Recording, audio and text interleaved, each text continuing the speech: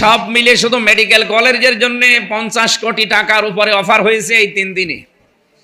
তাও কেউ জানবে না, শুধু আল্লাহ বাদে।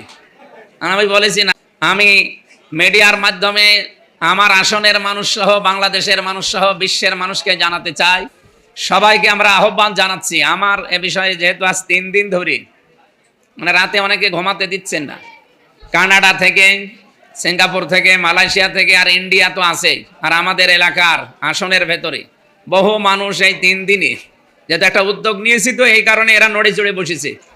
আমরা চাচ্ছি কুষ্টিয়ার মেডিকেল কলেজটা আবার চালু হোক, এবং এর সাথে যে সমস্ত বাধাগুলো ছিল, আজকে প্রায় 3 ঘন্টার বৈঠক ছিল ডিসি সহ যতগুলো মানুষ দায়িত্বে আছে, এবার এটা খোলাও সম্ভব। এই 2 বছর আগেই খোলা সম্ভব ছিল, কিন্তু যারা দায়িত্বে ছিল তারা এদিক ওদিক করে এটা খুলতে পারে নাই।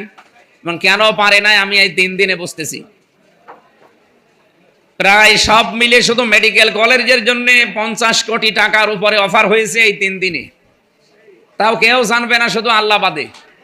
আমি বলেছি না, 50 কোটি কেন, 100 কোটি কেন, পুরা কুষ্টিয়া লিখে দিলেও আমি আমার জায়গা থেকে এক চুল নড়ব না। কারণ এই 5 বছর যদি দায়িত্বে থাকি, 5টা টাকা যেন না বাড়ে, সেই রকম ভাবে চলতে চাই। আপনারা সাহায্য করবেন না? হ্যাঁ, আমার আশপাশে আমার আত্মীয় পরিচয় হোক, দলীয় পরিচয় হোক, আর বিরোধী যারা আছেন, কেউ যদি আমার নামে কিছু করতে চান, আমি যদি জানতে পারি তার কিন্তু খবর করে ফেলবো। এই জন্য ওই কাজ কেউ ভুলেও করবেন না। জায়েজ বাদ দিয়ে না জায়েজ কোনো পথে আমরা যেতে চাই না। আল্লাহ রাব্বুল আলামিন ভালো কাজে যদি আমরা থাকি, অবশ্যই তিনি আমাদেরকে সাহায্য সহযোগিতা করবেন, এটা আমাদের ঈমানের বিশ্বাস। আমরা এগিয়ে যেতে চাই, সবাইকে নিয়ে আসেন।